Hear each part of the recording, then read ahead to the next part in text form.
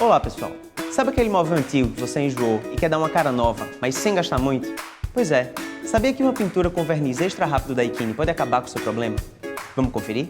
Prepare o seu local de trabalho, forre a superfície com o jornal, depois vista um avental ou uma roupa que possa sujar. E agora vamos começar. A preparação da superfície é fundamental, lixe o seu móvel todo. É importante lixar no sentido das fibras para deixar o acabamento perfeito. Agora que o verniz velho foi removido, passe um pano com solvente ou água rasa para tirar toda a poeira.